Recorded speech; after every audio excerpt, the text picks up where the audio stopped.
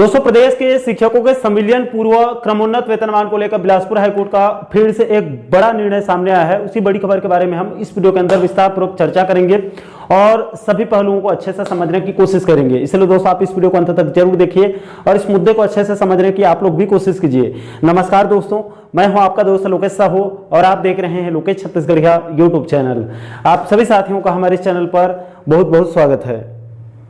दोस्तों, जैसे कि आप सभी लोगों को याद होगा कि बीते सप्ताह सोना साहू नाम का एक क्रमोन्नत कोर्ट केस बहुत ज्यादा सुर्खियों में आया था, जिस पर कुछ दिन पहले ही एक वीडियो में आप लोगों को पूरा मैटर को विस्तारपूर्वक बताया था। दोस्तों, थोड़ा सा फिर से आपको सोना साहू वाले केस को एक लाइन बताना चाहूंगा ताकि आपको पूरे मामले को समझने में थोड़ी सी और आसानी हो सके। दोस्तों, दरअसल सोना साहू केस में जो 28 फरवरी 2024 को बिलासपुर हाईकोर्ट का जजमेंट सामने आया, उसके मुताबिक उसमें कहा गया कि राज्य सरकार के 10 मार्च 2017 के एक सर्कुलर के अनुसार शिक्षक संवर्ग को एक ही पद में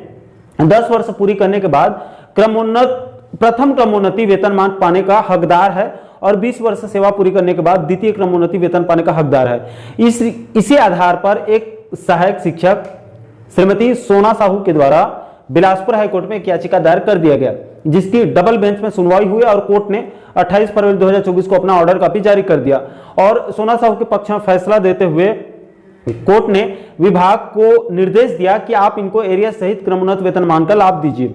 जब विभाग के द्वारा आनाकानी किया गया तो फिर कंटेंट ऑफ कोर्ट भी दायर किया गया। इसके खिलाफ में इधर सरकार ने डबल बेंच में एक रिव्यू पिटीशन भी दायर किया था, जिसको कोर्ट ने खारिज कर दिया। इसके बाद अंत में बीते महीना 30 अगस्त 2024 को जिला पंचायत सूरजपुर ने सोना साहू के लिए एरिया सहित 2,87,135 रुपए राशि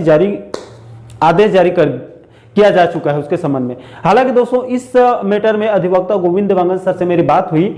इस वीडियो को रिकॉर्ड करने से पहले, तो उन्होंने अपने सोर्सेस से पता लगा के बताया कि अभी तक एरियस की राशि सोना साहू के खाते में जमा नहीं हुई है। उनके हस्बैंड से उनकी बात भी हुई थी।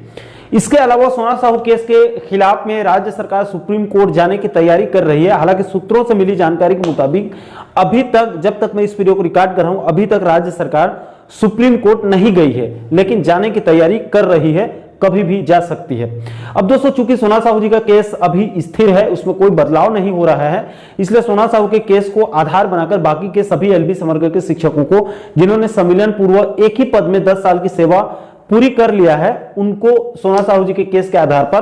प्रथम क्रमोन्नत वेतनमान का लाभ मिल सकता है और लाभ मिलता दिख भी रहा है, क्योंकि अधिवक्ता गोविंद देवांगन सर ने जानकारी देते हुए बताया कि इसी सोना साहू के केस को आधार बनाकर बिलासपुर जिले के 4 शिक्षकों ने उनके माध्यम से बिलासपुर हाईकोर्ट में एक याचिका दायर कर दिया था, जिसकी सुनवाई करते हुए कोर्ट ने कल इन शिक्षकों के पक्ष में फैसला देते हुए उसी सोना साहू के केस का हवाला देते हुए इन सभी 4 शिक्षकों को भी संविलियन पूर्व 10 साल की सेवा पूरी होने की वजह से न्यायमूर्ति सचिन सिंह राजपूत साहब के द्वारा राज्य सरकार को निर्देश दिया गया कि चूंकि इन 4 शिक्षकों का भी मामला सोना साहू केस जैसा ही है और इन्होंने भी संविलियन से पहले एक ही पद में 10 साल की सेवा पूरी कर लिया है, इसलिए इनको भी आगामी 120 दिनों के अंदर अंदर, यानी कि 4 महीने के अंदर अंदर एरिया सहित प्रथम क्रमोन्नत वेतनमान का लाभ देने का सख्त निर्देश दिया गया है। अब दोस्तों, यहां से एक बात तो साफ हो चुकी है कि जिन एलबी संवर्ग के शिक्षक, सभी शिक्षकों का जिनका संविलियन से पूर्व ही एक ही पद में 10 साल की सेवा पूरी हो चुकी है, उन सभी को एरिया सहित प्रथम क्रमोन्नत वेतनमान का लाभ मिलेगा। लेकिन दोस्तों, इसके लिए सबसे पहले आप लोगों को अपने डीओ बीओ जनपद ऑफिस में एक आवेदन लगाकर क्रमोन्नत वेतनमान की मांग करनी होगी और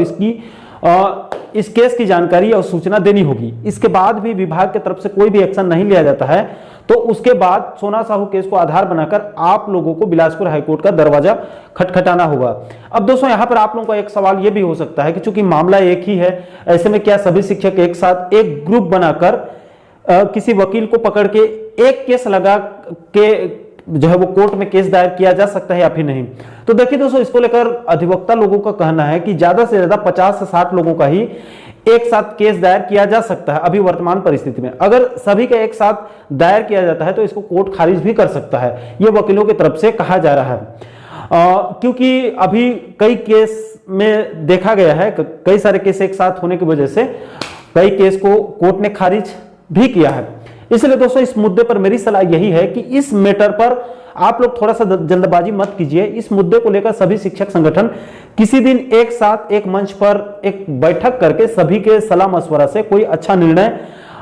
लीजिए, जिससे सभी पात्र शिक्षकों को जिन्होंने संविलियन से पहले 10 साल की सेवा पूरी कर लिया था और जिनको प्रथम क्रमोन्नत वेतनमान का लाभ नहीं मिला था, उन सभी को क्रमोन्नत वेतनमान का लाभ मिल सके।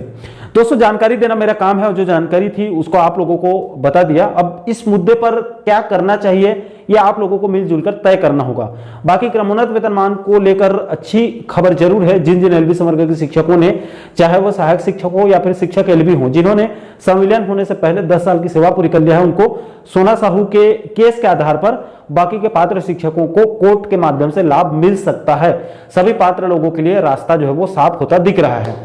अब दोस्तों, इस मुद्दे को लेकर आप लोगों की क्या राय है? आपके हिसाब से इस मैटर पर कौन सा रास्ता अपनाना चाहिए जिससे सभी पात्र शिक्षकों को सोना साहू जी के तर्ज पर क्रमोन्नत वेतनमान का लाभ मिल सके? इस मुद्दे को लेकर आप लोगों के जो भी राय होंगे नीचे आप लोग कमेंट बॉक्स में अपनी अपनी प्रतिक्रिया आप लोग जरूर साझा कीजिएगा। और दोस्तों, आप आगे भी प्रदेश के कर्मचारियों और शिक्षकों के साथ साथ बुजुर्ग, पेंशनर्स और बेरोजगार युवाओं से जुड़ी इस प्रकार के अन्य महत्वपूर्ण मुद्दों पर वीडियो देखना चाहते हैं तो आप हमारे चैनल को जरूर सब्सक्राइब कर लीजिएगा, ताकि आने वाले सभी नए वीडियो के नोटिफिकेशन आप लोगों तक तुरंत पहुंच सके। दोस्तों, अभी के लिए फिलहाल इस वीडियो में इतना ही। मुझे दीजिए इजाजत, मैं मिलता हूं आपसे एक और महत्वपूर्ण मुद्दे के साथ, महत्वपूर्ण टॉपिक के साथ। तब तक के लिए जय हिंद, जय छत्तीसगढ़।